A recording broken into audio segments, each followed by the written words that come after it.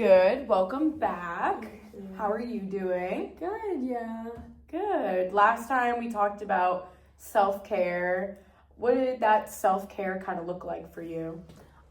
So I wanted to focus a little bit more on making myself feel better. So I did a lot more of skincare type of work. I got new beauty products. So that made me feel a little bit better and trying to stay on top of my schoolwork a little bit more. But it was mainly the skincare, making myself look good, feel good type of vibe is what I was going for. So that's mainly what I focused on, yeah. Yeah, it seems like you're putting yourself first a little bit now. Yes. How have you been feeling in general? I could be better, to say the least. Dealing with the whole situation, there has been stuff that has come up, that isn't ideal, and definitely taking a little bit of a toll on me, mental health wise. But yeah.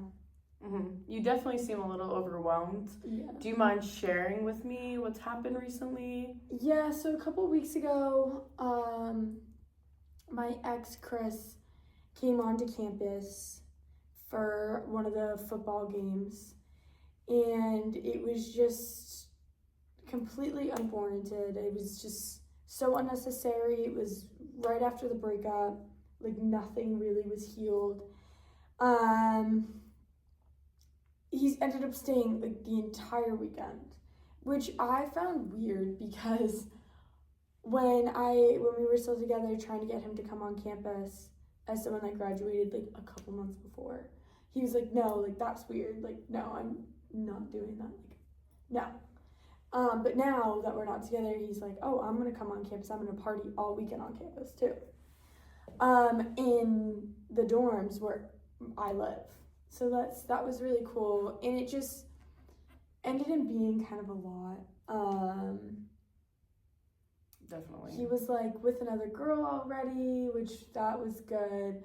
And so the first night, he really tried to get a reaction out of me with another girl, but I'm like, you already cheated on me, been there, done that, don't care. And then the next night, I thought he was gone. I wasn't gonna go out because I was so distraught the night before. I ended up just going back to my room with my friends, getting food, and just sitting on my floor and crying because it still hurts.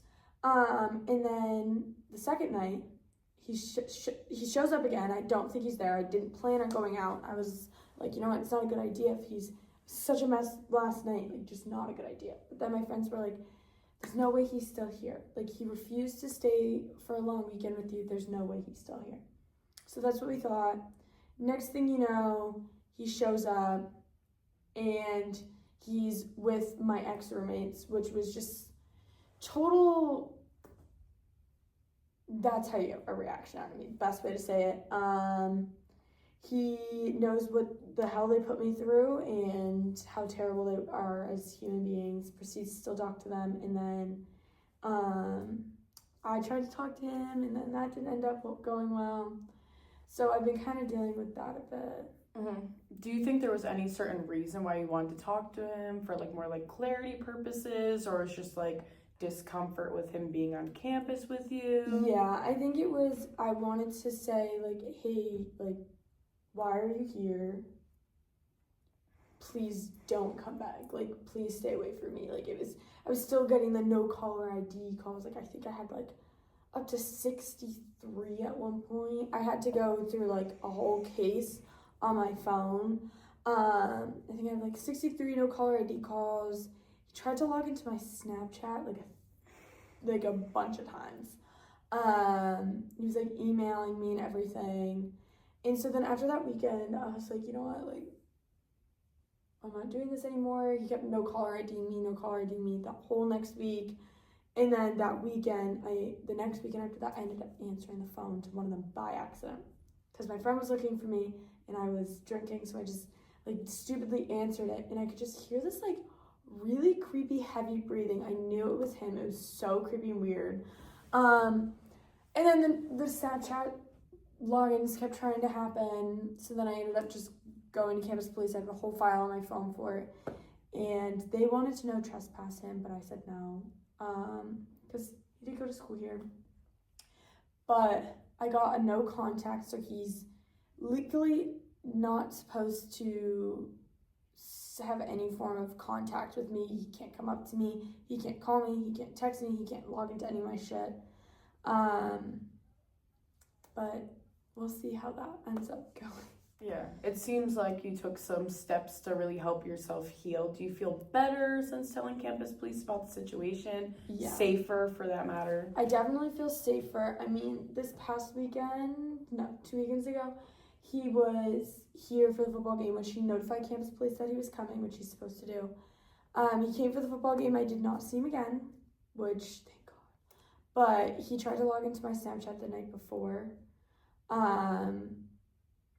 So there were still some boundaries that were being crossed with that. But campus police was like, the second he comes near you, because I know all of them now, so they come up to me, they were like, second he comes near you, he's off campus. Like, no, we're not doing this. Mm-hmm. So I definitely feel better, yeah. That's good. You mentioned in the past that your ex-roommates were hanging out with them. Did you have any sort of interaction with them about the situation? Yeah, so when I tried to get Chris's attention, my ex-roommate got in my face and was screaming at me like, he's my friend, I'm trying to talk to my friend. All I said was, fuck you, and fuck you, and then I walked away. And how did you feel when you said those to her? So good. I do not like her at all. She's not a good person. So it felt really good. And campus police was like, you know what? I would have done the exact same thing. So that made me feel better.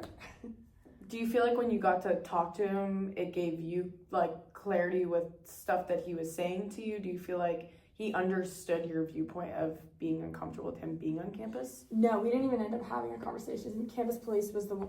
When I tried to speak to him, he was like, I'm not locked in for this. And so he like kept walking, and that's when Allie got in my face and started screaming at me. But campus police called him. I think he finally realized. I hope so. Having campus police talk to him is probably the best thing, and I don't think I need any more clarity from him. He's done enough to me that like now I don't feel the need to try and talk to him. I don't want to hear his voice anymore. Definitely. It seems like you have like nice support system with your friends and stuff. For going forward, how do you feel like you're gonna like continue to navigate things like as they come up, if like his name comes up or he's on campus? Yeah, I think that's something I'm definitely gonna have to work on a bit. But I think just like brushing it off my shoulder, like, cause I was scared, I won't lie, like that last weekend when he was here, there was people coming in and out of my room, and I just was sobbing because I was so scared that he's gonna walk into my room and be aggressive towards my roommates or be aggressive towards me. So I think it's just I just need to like remind myself, like, he has to tell campus police when he's coming, and they have your back. Like they're not gonna let anything happen to you. And my roommates have my back, but I think that's just needing to constantly remind myself that I am safe now. Mm-hmm.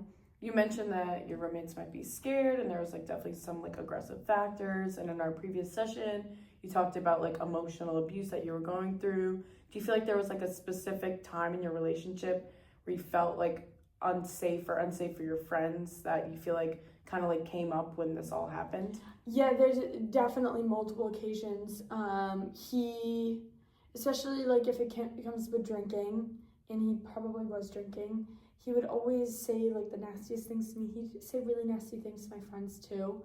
But if I were to breathe the wrong way, look the wrong way, talk the wrong way, I am getting pushed up against the wall to learn my lesson, things thrown at me, and it was like, this was like constant. So like I can't even like pinpoint one specific time. But definitely, for sure, there was definitely some emotions that brought it up. Yeah, it definitely seems like there are a lot of emotions swirling around. Do you feel like your friends have been supportive throughout the process for you? Incredibly supportive. I'm so lucky to have the friends I have. And the ones that weren't supportive, they're not in my life. I don't need them in my life. Exactly. Well, it seems like you're in a good place. Yes. We'll definitely continue to talk in our next session. Absolutely. Once again, self-care looks like many different things, so continue to practice what helps you. Definitely, it seems like you're being good about communicating with the people around you and the support system around you. It seems like that really is helping you, and I Yes. definitely think that you should continue to utilize that.